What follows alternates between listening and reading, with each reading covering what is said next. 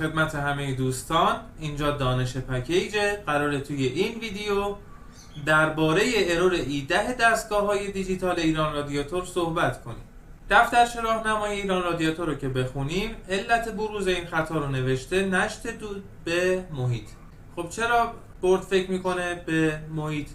دود نشت پیدا کرده و جان افراد به خطر افتاده. اولین علت ممکنه همچین اتفاقی واقعا افتاده باشه، یعنی مسیر دودکش کیپ شده باشه یا به هر علتی مکش خوب نداشته باشه و دود مثلا توی مسیر سرد بشه و برگرده، یا کلاهک نداشته باشه زمانی که باد میاد باعث بشه که مونوکسید برگرده.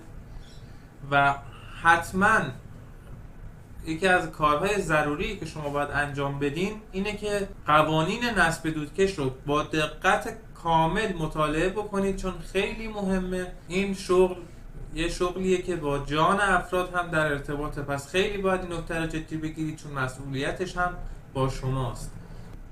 اگر دود داشت به محیط برمیگشت، حتما قوانین نصب دودکش رو خونده باشین و بررسی بکنید که آیا اون دودکشی که اونجا نصب هست با قوانین نصب دودکش آیا مطابقت داره یا نه. اینکه فاصله دستگاه تا خروجی دودکش چقدر باید باشه، اینکه شیب افقی نباید شیب منفی داشته باشه، چند تا زانو باید استفاده بشه، اگر از نما میره باید پشم شیشه بشه، از بلندترین لبه ارتفاع چقدر باید فاصله داشته باشه، قطر لوله چقدر باید باشه، کلاهک اچ حتما باید داشته باشه. تمام این موارد رو باید کامل مطالعه کرده باشین تا خدای نکرده اتفاقی نیفته.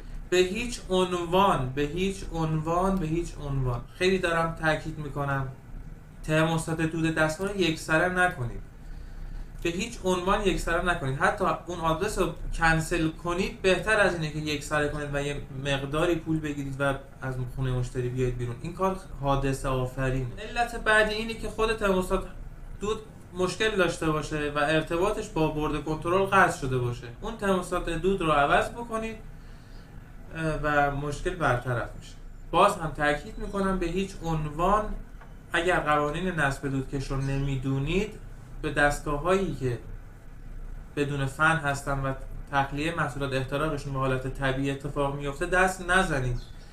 مسئولیت جانی داره، هم برای مشتری هم برای شما، چون مسئولیت این کار هم با شماست که به دستگاه دست زدید. به هیچ عنوان هم باز هم تاکید میکنم ترموستات دود رو یکسره نکنید. خیلی مسئولیت بزرگی پشتش هست. اگر این ویدیو براتون مفید بود لطفاً از ما حمایت کنید، ما رو سابسکرایب کنید، زنگوله رو بزنید، سیو کنید، کامنت انگلیسی بذارید و برای دوستاتون هم ارسال بکنید. با ما همراه باشید.